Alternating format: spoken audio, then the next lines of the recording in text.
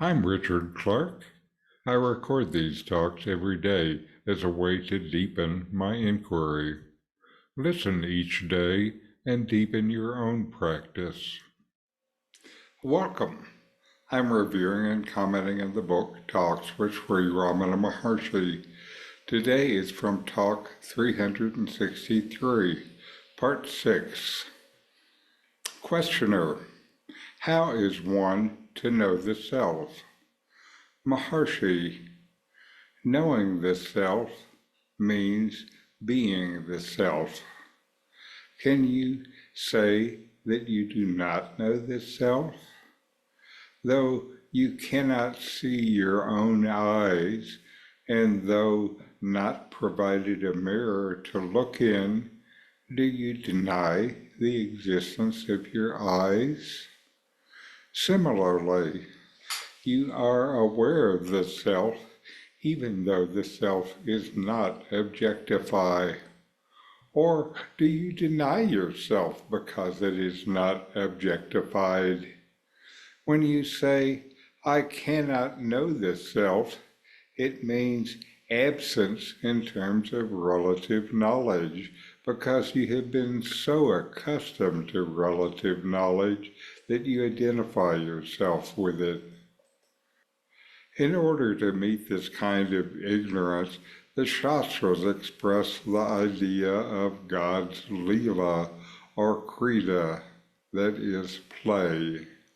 God is said to manifest as the mind, the senses, and the body, and to play in the world. Who are you to say that this play is a trouble to you? Who are you to question the doings of God? If it is Leela, then are you the doer of it?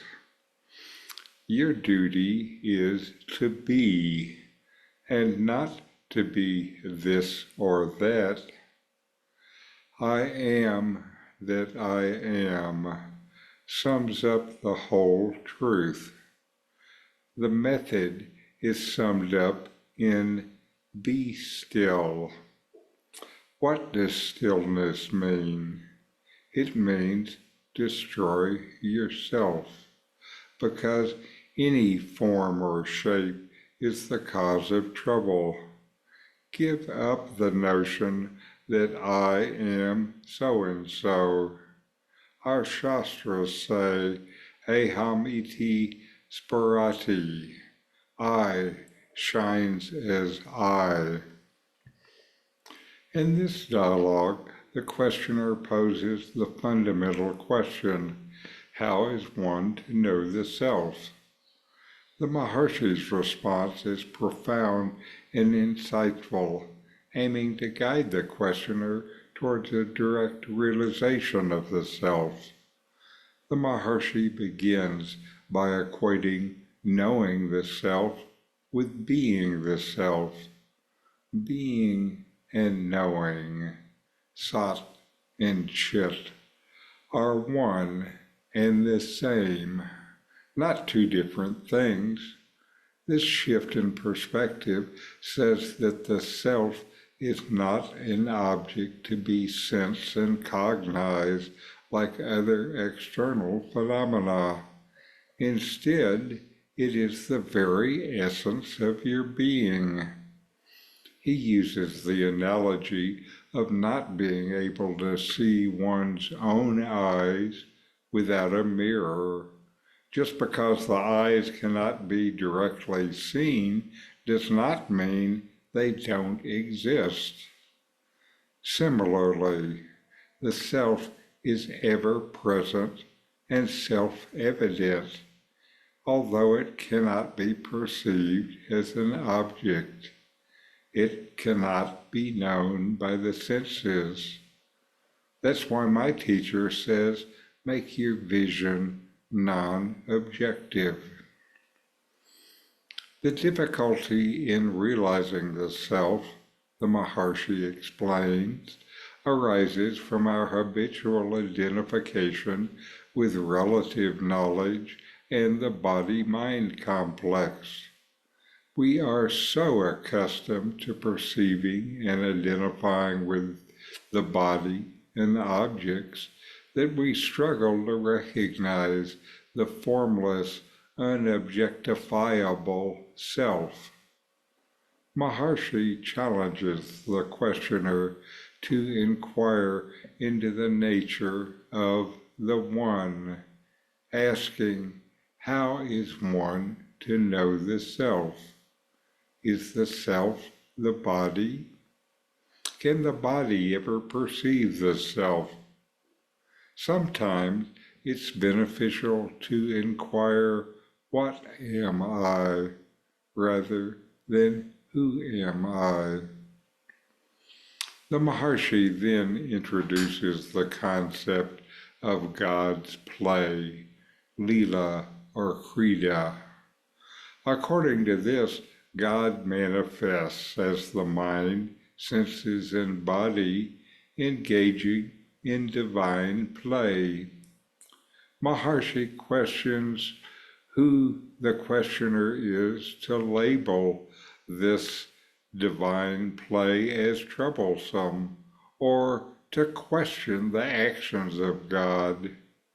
Instead, he emphasizes that our primary duty is to simply exist as our true nature, to be, rather than identifying with transient identities or roles.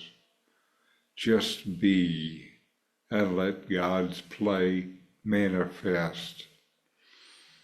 The essence of Maharshi's teaching is expressed in the instructions to be still. Here, stillness refers to the dissolution of the ego self, which is the source of all disturbance and suffering. By letting go of the notion of being a separate individual with its associated forms and identities, and gaining self-knowledge, you can directly experience the self, the pure, unbounded awareness that shines as I am. This I am is always present, just usually unnoticed. The teaching culminates in the aphorism from the scriptures, Ahamiti Spirati, it shines as I. This tells of the self's self-luminous nature, the very source of our awareness and existence, shining by the light of its own consciousness. It needs no other light. Ramana Maharshi's guidance aims to shift your focus from seeking the self as an object to knowing the self as the very essence of your own being, transcending the limitations of relative knowledge and identity. This is what is meant by know yourself. So, know yourself and be always free and at peace. The book, Who Am I with Comments, is my take on these early teachings of Ramana Maharshi.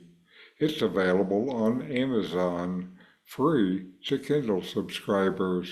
A link is in the video notes. These videos bring Ramana's teachings into your direct experience. Click subscribe to see more. Click thumbs up to like, and send questions and start a dialogue with a comment.